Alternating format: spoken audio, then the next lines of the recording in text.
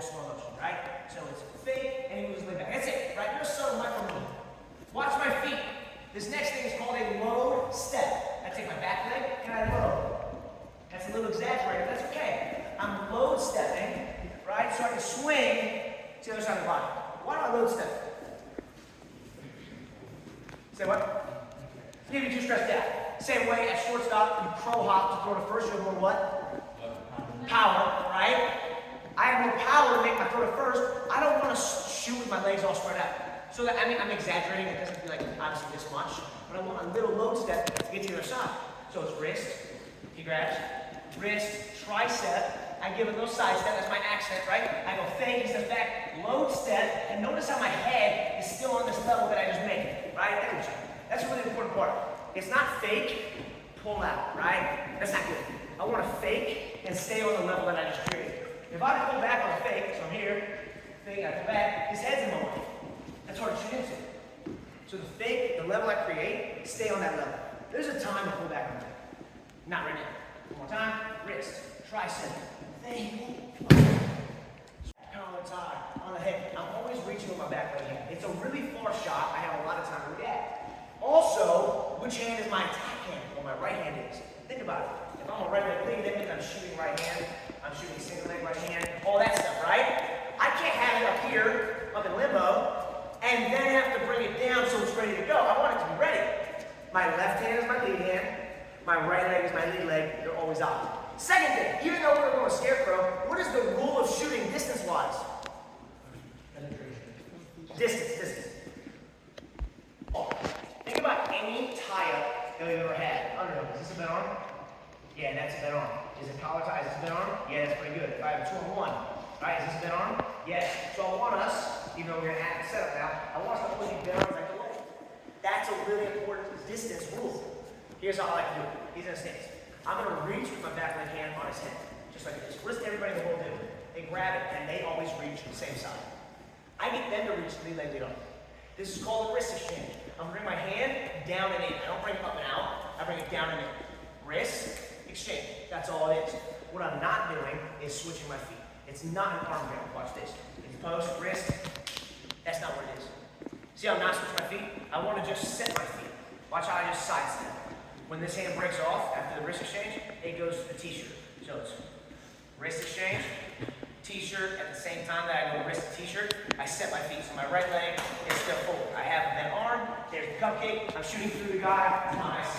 Outside step. Now the issue with that, it can be good if you're really good at kind of getting to come over here, like Frank Molinaro. But if he moves his leg back, and as I set over like that, that's a lot of space to correct myself. So my second rule of my high C is my chest has to hit his leg before my knee is allowed to hit the mat. So eat the ice cream, or what was it? Eat the brownies. Chest hits thigh before this knee hits the ground. Right? Even if he pulls his leg back, I can correct that. I'm good there. Rule number 3 is I bring my bam leg up. I call my bam leg, little guys. Say bam as loud as you can. So ready to wait? I'll tell you what. Eat the brownies, shoot through him, and I bring my bam leg up. 3, 2, 1. Little guys, say bam. Come on. Rule number 4. What is the most athletic position in sports? What is it? Downward dog is crazy. That's crazy. I would say goal. I get to my stance. If my head is down and my butt is up, and he were to walk away, that's not a very good wrestling stance, right? So my checkpoint is just, okay, if he were to walk away, I'm in a pretty good stance right now. Last rule of my high C. When can I switch from a single leg to a double leg? Anybody know? What do you think? Yes, that's what you do, but when do I know it's safe? What do you teapot, and I get him to here, now scroll. It's really hard to scroll on the leg. I can probably run it down now. So it's, eat the ice cream, shoot through him, bam, stance, teapot. 5 steps, pretty simple. He's scarecrow, right? Eat the ice cream, shoot through the guy, bam, stance, and now I can't double off again, I gotta get here. Now it's safe. Go ahead and finish. Super basic, we all know how to hit out C. We'll get fancy in like 7 minutes. Cool? That's fine. When a guy posts, which a lot of guys will, everybody repeats his leg hand. Grabs his wrist. My back hook hand grabs my own wrist. What kind of lock is this in jiu-jitsu? It's a Kimura, it's a key lock, right? What I'm going to do when I have this lock is I'm going to roll to my left. As I roll to my left, I am going to hug his leg. I'm going to sit my butt in the mat, and I'm going to crunch my stomach so my chest is sitting up to my knees. So it's roll, hug the leg, butt in the mat, sit my chest to my knees. This is where I want to end. Okay? Now we've probably seen something similar to this, but the lock is what I really want to get at. If we don't have the lock, if we just back up his arm, his leg is really strong. Go ahead and pull your leg back. This happens, right? I'm going to have to kind of do like a crunch to get back to where I was. Like, that's not going to happen. So by locking it, it keeps my lock in my chest. Okay? Last year, I asked you guys about breakfast. Who remembers that? I fake, he says back. Right? Go ahead and say back. When I load step, I need to rip his sleeve over the back of my head. It's called ripping the sleeve. Hey, can I rip the sleeve down here?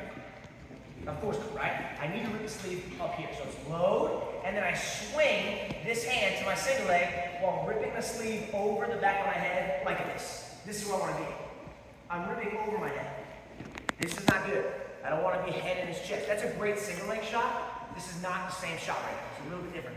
I want to be completely head on the other side of the body. So when I'm ripping over his head, and a fireman's, we get big. On a barrel roll, we get small, which means my knees go together here.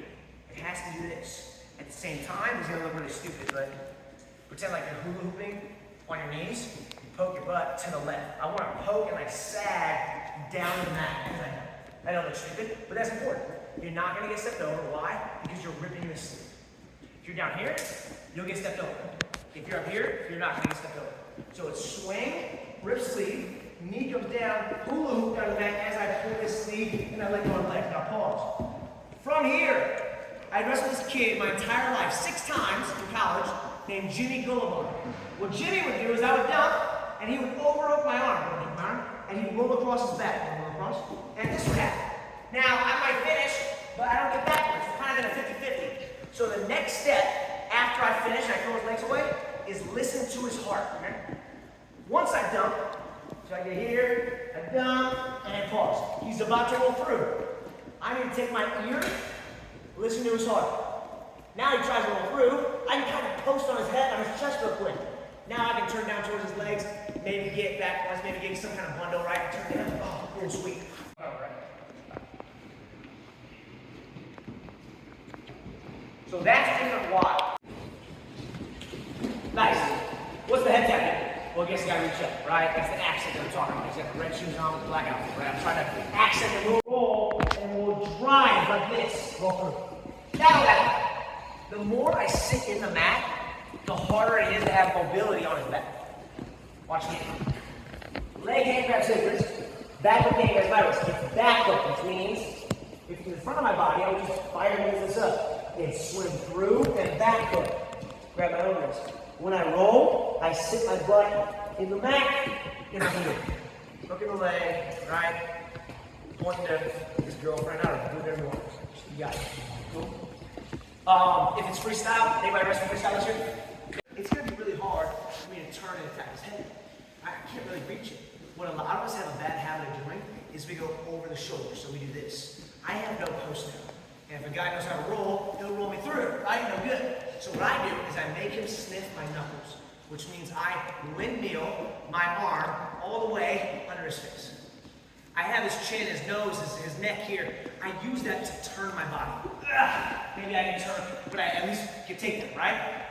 Cody Brewer on Thursday, I hope he goes over turn. Because he has a really good turn. He's hit me in freaking sticks. He's really good at the turn. So I hope he goes over it. He's really good there. He won a national title off the turn. But if you know turn, do it. If you don't, that's fine. Just get your take. Here's how I want to explain this. How do you win a debate? All the weight on this side that I shot. He wants to get his heel as close to his crotch as he can so he can maybe hip vice down. So if I know he wants to do that, I have to do the opposite debate. What do I want to do? Get this foot where? As far away from his crotch as I can, and he wants weight on this side, so I need to get weight where?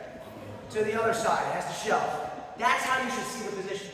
Understanding a debate is helpful to understanding both sides. That's why you see people who are really good at leg riding. What always happens when they're on bottom?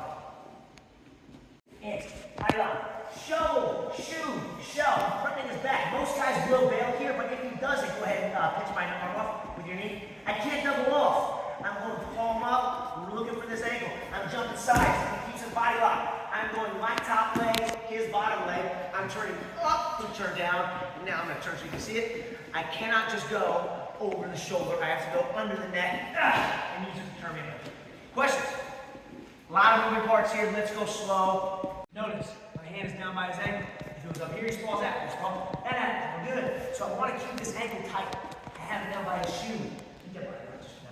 Yeah, that's gonna happen. Fire hydrant. Crowd. The second I step over, I'm running into it. It's here, right? Now I have a chance. One thing will happen where I can't hook the back leg because he's keeping it like straight back a little too far away. If that happens, guys, go ahead and sit. Boom. And I can't reach. Yeah, that happens. What I'll do, he'll drape over me really hard. I'll lift up and I'll go the long way. And as I sit to my right cheek, yes, exactly. That's going to be the position. So my shoulder is not perfectly in his hip knee. It's down by his knee. Now what a lot of guys will do is they'll come up on their shin and drape over this. Come up. This will happen. Exactly. Now why can't he sprawl his leg perfectly back? I'm down by his ankle. If my arm was high on his hamstring, it'd be a regular sprawl. So the fact that I'm down by his ankle is good for me right now. I want to keep it like that. From here, guys, how does it go? Pee on a fire hydrant? This is like I'm going to pee on a fire hydrant right here, and I'm going to congest the position, which means I crowd as much as I can. Now we're kind of in the same position as earlier, right? We kind of hook and fall through. So I'm congesting the position as much as you can. If you hook that leg, you're kind of giving him a Merkle, so you have to be willing and ready to drive right away. If he hooks your leg though, that's bad news, right? So, time and you don't show this way.